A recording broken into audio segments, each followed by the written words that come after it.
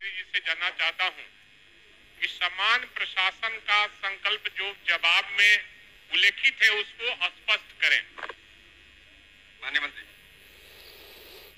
माननीय अध्यक्ष महोदय, इस विषय को हमने पुनः समीक्षा की थी उस आदेश के आलोक में समान प्रशासन का, और जो कोर्ट से भी एक आदेश पारित हुआ था उसके आलोक में भी।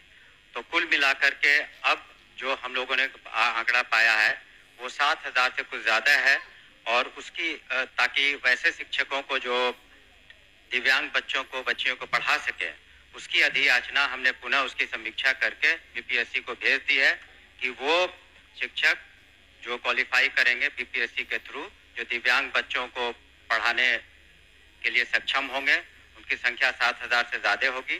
तो समान प्रशासन का जो निर्देश है और माननीय उच्च न्यायालय का भी एक निर्देश था, वहाँ भी एक रीट हुआ था, दोनों मिला करके हम लोगों ने इसको समीक्षा की है और भेज दिया है।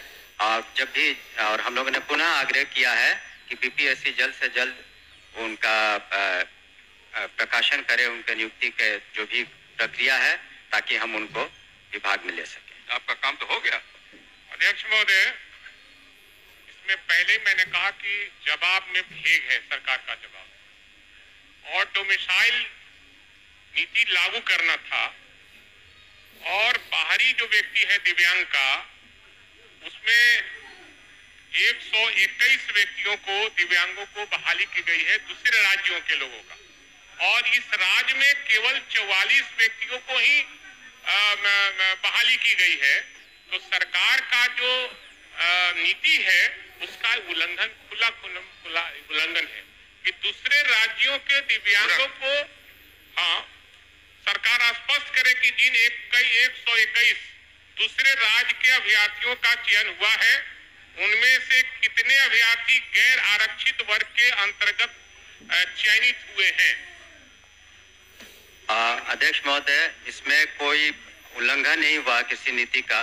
जो नीतियां बनी थी पूर्व में जो नियुक्तियों की, तो उसी का अनुपालन हुआ है। जहां तक उसमें उन्होंने डाटा मांगा है अलग अलग कैटेगरी का, मैं आपको अलग से दे दूंगा, लेकिन जो नीति निर्धारित है उसी के तहत नियुक्तियां हुई है। जो अलग बात है कि वहां पर संख्या ज्यादा है, इसलिए हम लोगों ने पुनः समीक्षा की, जैसा कि हमने बताया कि 7,000 से ज्यादा इस बार हम लोग नियुक्तियां करेंगे। और जो डोमिसाइल नीति की आप बात कर रहे हैं उसके बारे में अभी तत्काल वो लागू नहीं है। अध्यक्ष महोदय, और समाचार पत्रों में भी निकला था, और जो समाचार पत्र में निकला था उसी के आलोक में हमने यह प्रश्न किया था। तो इसलिए जवाब दिया उन्होंने। नहीं, वो कह रहे हैं कि डोमिसाइल नीति का हमारा कोई विचार नहीं है। तो आपकी सरकार ने विचार किया कि हम अपने राज्य के दिव्यांगों को प्राथमिकता देंगे। आपने प्राथमिकता कहाँ दिया?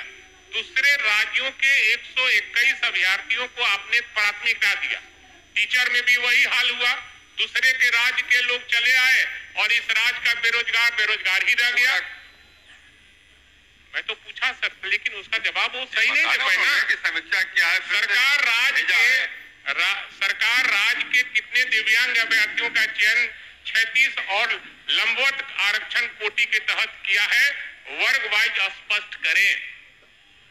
माननीय मंत्री। अध्यक्ष महोदय, जो उसमें आरक्षण नीति का अक्षर से पालन हुआ है और उसका हम आपको ब्रेकअप दे देंगे, और आगे जो हम लोग 7,000 से ज्यादा नियुक्तियां करेंगे बीपीएससी में, उसका भी हम लोग अनुपालन उसमें करेंगे।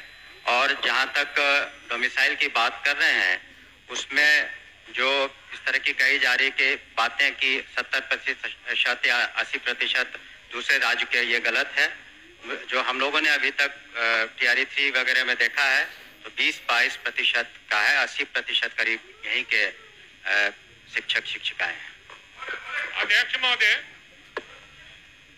अभी भी मंत्री जी सरकार के निर्देश का और संकल्प का स्पष्ट रूप से जवाब नहीं दे रहे। नहीं सर, ये प्रॉपर्टी हो गई विधान सदन की, और आप हमारे क्वेश्चन को हमेशा कहा जाता है कि अध्यक्ष महोदय को मैं भिजवा दूंगा, सदस्य को भिजवा देंगे, ऐसा थोड़ी होता है। क्यों नहीं होता? हमने प्रश्न किया है और ये सदन की प्रॉपर्टी हो गई। सदन की प्रॉपर्टी होती है, हमको भिजवाया भी स्पष्ट करें अब कल क्या होगा, सदन खत्म होगा, मंत्री जी से भेंट होगी कि नहीं होगी, कौन जानता है? बिल्कुल होगी, नहीं होगी ना, होगी।